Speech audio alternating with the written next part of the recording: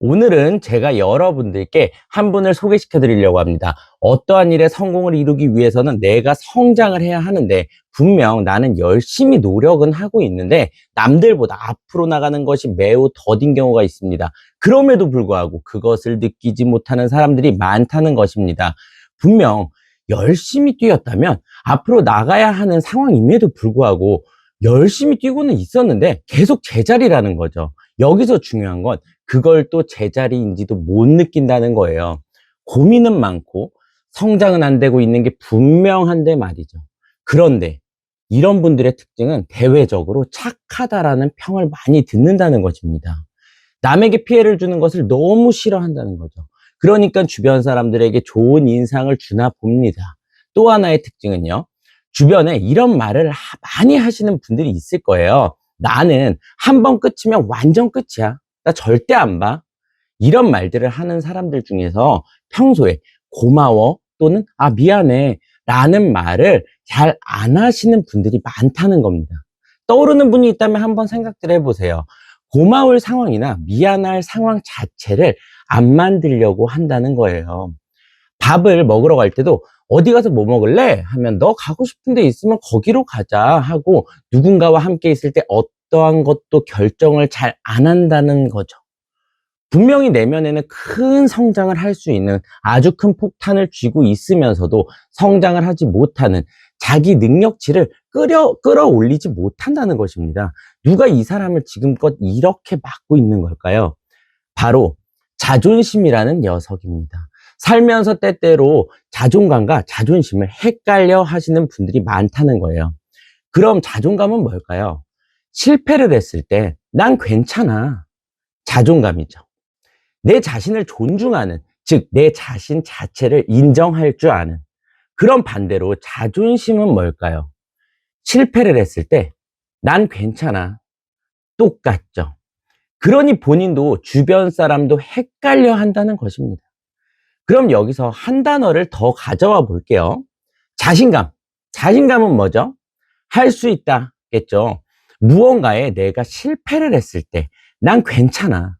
난 할 수 있으니까. 이게 자존감이죠. 그럼 자존심은요? 똑같이 실패를 했을 때 난 괜찮아. 할 수 없었지만 난 괜찮아. 나니까. 이 정도면 뭐 할 만큼 했지 뭐. 이게 자존감이 높은 것 같지만, 나의 성장 앞에서 진짜 자존감이 높은 사람들은 실패를 하잖아요. 내가 뭐가 부족하고 내가 뭐를 틀렸고 내가 뭐를 잘못했다라는 걸 다 받아들인다는 거예요. 부족한 부분들을 알려고 계속해서 노력하고, 여기저기 막 물어보고 좋은 정보를 얻으면 고맙다고 하고 시간 뺏어서 미안해 하고 한다는 거죠. 설령 누군가 나한테 넌 이걸 잘 못하는 것 같아 라고 한다면, 그럼 어떻게 하는 건데?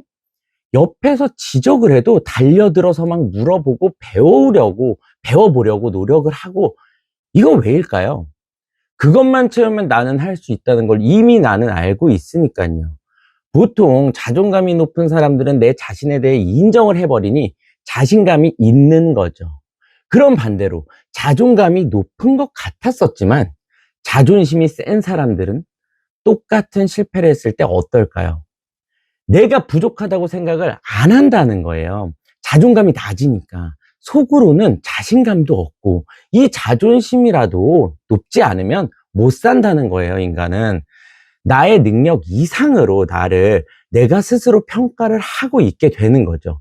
그러니 누군가에게 자꾸 인정을 받고 싶어 하고 피해를 안 주려고 하고, 항상 누군가의 칭찬을 기다리고 칭찬을 받기 위해서 어떠한 일을 하고, 모든 것이 내가 잘해서 혼자 뿌듯해하며, 정작 본인이 부족한 부분들을 자존심으로 혼자 그 이상을 채워나간다는 거예요.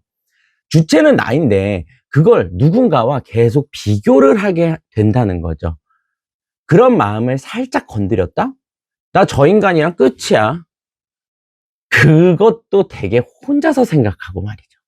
미안해, 고마워. 상황을 잘 안 만들어 버리니 뭘 알아볼 때도 급한 상황임에도 불구하고 누군가에게 전화를 하는 것도 싫어하고, 네이버, 유튜브 찾아보고 메뉴도 잘 결정 못 한다는 거죠. 자존심이 센 사람들은 대부분이 태어날 때부터 선천적인 영향보다는 대부분 후천적으로 생겨난다는 겁니다. 분명 누구보다 빠르게 성장을 해서 큰 성공을 할 수 있는 기질을 이미 가지고 있음에도 주체가 내가 아닌 수많은 다른 사람에게 초점이 가 있다 보니 그게 그냥 나인 양 살게 되었다는 거죠. 혼자 만족을 느끼면서요. 무언가를 잡고 싶어하는 열정도 낮을 수밖에 없겠죠. 만족을 하고 있으니까요. 내 능력 이상을 내가 잘한다고 인정을 하고 있으니까요. 오늘 소개시켜드릴 이분은요. 방금 말씀드린 것에 다 포함되지는 않지만 매우 대외적으로 착하며 자존감과 자존심을 잠시 헷갈리셨던 분이 어떻게 해서 단기간에 엄청난 성장을 하게 되었는지, 자존심을 낮추고 자신감과 자존감을 어떻게 높이게 되었는지, 그리고 엄청난 현재의 성장까지의 이야기를 한번 들어보시죠. 안녕하세요. 저는 현재 온라인 유통사업과 마케팅 관련 일을 하며 아직 유명하진 않지만 작은 브랜드를 운영 중인 강성진이라고 합니다. 먼저 저는 월급쟁이 생활만 하며 안정적인 삶을 추구하고 거기에 만족하며 살던 평범한 30대였습니다. 저는 계획적으로 살아가는 스타일은 아니었어요. 여행을 가도 계획적으로 스케줄을 정하고 맞춰서 매 시간마다 움직여야 하는 사람들 있잖아요. 저는 전혀 반대의 성격이었어요. 돌아다니다 배고프면은 밥집에서 밥 먹고 이쁜 곳이 있으면 사진 한번 찍고 잠시 쉬다 가고. 근데 저는 오히려 저를 이끌고 계획대로 움직이는 이러한 사람들과 여행을 하면 뭔가 안정적이면서도 그게 더 편하더라고요. 계획 없는 여행은 아무래도 변수가 많으니까요. 인생도 사업도 결국 이처럼 계획적인 여행과 계획 없는 여행 차이가 아닐까 생각됩니다. 심지어 저는 사람들과 밥을 먹거나 술을 먹을 때도 평소 메뉴를 잘 고르지 못하는 선택장애 같은 것도 있어서, 이건 사실 지금도 그런데 이런 분들은 은근히 주변에 많이 계시더라고요.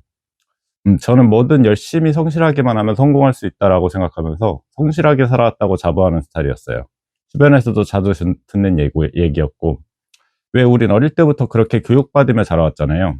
저는 어릴 때부터 돈을 참 좋아했었는데 처음 아르바이트를 시작했던 것도 아마 중학생 때쯤으로 기억됩니다. 군대 가기 바로 전날까지도 아르바이트를 했었고, 돈이 될 만한 것은 뭐든지 해보려고 했던 것 같아요. 근데 이게 성실히 열심히 일한다고 원하는 부를 가져다 주는 게 아니더라고요.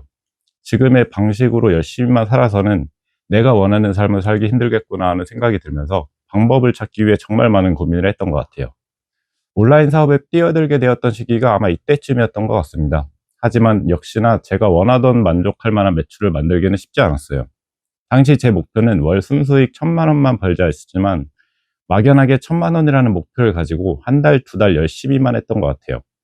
하지만 온라인판이 역시나 쉽지 않더라고요. 점점 흥미도 잃어가고 자신감도 떨어지고 그냥 하던 일이나 할 걸 후회도 해보고 다시 돌아가야 하나 혼란스러웠던 시기였어요. 이때 당시 저는 자존감보다는 자존심만 높은 상태였던 것 같아요. 냉정하게 나 자신을 따져보니 실력도 부족하고 단지 끈기와 오기로만 시작해서 유튜브 등에서 얻은 정보들을 마냥 내 실력이라 생각하고 당장의 매출만을 생각하며 달리고 있었던 것 같습니다. 그러다 문득 10년 뒤 난 뭘 하고 있을까 생각이 들었고, 이대로 가다가는 왠지 지금이랑 큰 차이 없이 지금과 같은 생활의 반복이겠구나라는 생각이 들면서 내가 그려왔던 미래의 모습이 아니라는 충격을 받았어요.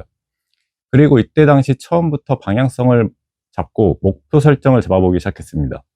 먼저 스스로 내가 잘하는 부분과 못하는 부분을 파악해 보았고 단기 목표를 설정하기 시작했습니다.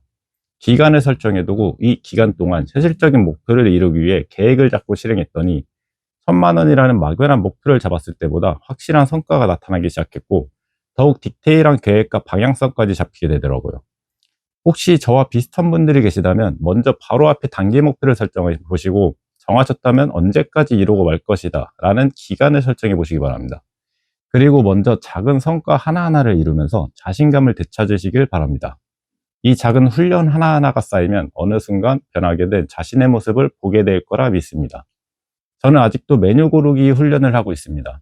저는 현재 자존심이 아닌 자신감 또한 높아지며 10년 뒤 내가 그려본 그림에 가까워지고 있는 전혀 다른 사람으로 살아가고 있습니다.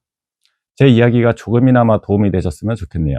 감사합니다. 자, 이번 주제를 다루다가 마침 현재 저와 프로젝트를 진행하고 있는 코치님께서 똑같은 상황이었다는 거죠. 제가 여러분들께 이 이야기를 드리는 것보다 현재도 너무나 큰 성장을 하고 있기에 부탁을 한번 드려봤고요. 여기서 가장 중요한 내용은 충분히 누구보다 단번에 큰 성장을 할 수 있었던 사람이었다. 그런데 무엇 때문에? 자존심 때문에. 주체가 나인데 다른 사람과 나를 자꾸 비교하느라 내 실력은 안 채우고 자존심만 채웠다. 내가 성장을 하려면 무엇을 올려야 했다? 자존감이었다. 그러면 모두 같이 올라간다? 자신감도 올라가더라. 자존감을 가장 쉽게 올리는 방법은 뭐였다? 단기에 뚜렷한 목표를 잡아보는 것이었다. 그런데 여기서 제일 중요한 게 뭐였죠? 맞습니다. 시간 설정을 반드시 해야 한다는 겁니다. 내가 해볼 수 있는 조금은 타이트한, 해볼 수 있을 정도의 바로 그 시간 설정이라는 거죠. 자, 이제 흥분을 좀 가라앉히고 나를 알아가는 시간. 우리의 인생에서 매 순간 필요한 것 같습니다. 꼭 나에 대한 점검을 자주 한번 해보시고 지금보다 나은, 어제보다 나은, 이번 달보다 나은 재미있는 미래를 만들어 보셨으면 좋겠고요. 다음 영상에서는요, 현재 저의 구독자분들이 거의 대부분 남성분들이시기에 좋아하실 만한 내용으로 영상 준비해 보겠습니다. 키스를 잘하는 남자가 마케팅을 잘할 수밖에 없는 이유에 대해 내용 들고 오겠습니다. 여자랑 키스할 때 키스는 뭐로 하는 거죠? 입술로 하는 걸까요? 아니면 혀로 하는 걸까요? 키스를 잘하는 남자는 바로 이 키스를 코로 한다는 것입니다. 긴 내용 시청해 주셔서 감사드리고요. 다음 영상에서 뵙겠습니다. 지금까지 레어버스였습니다. 감사합니다.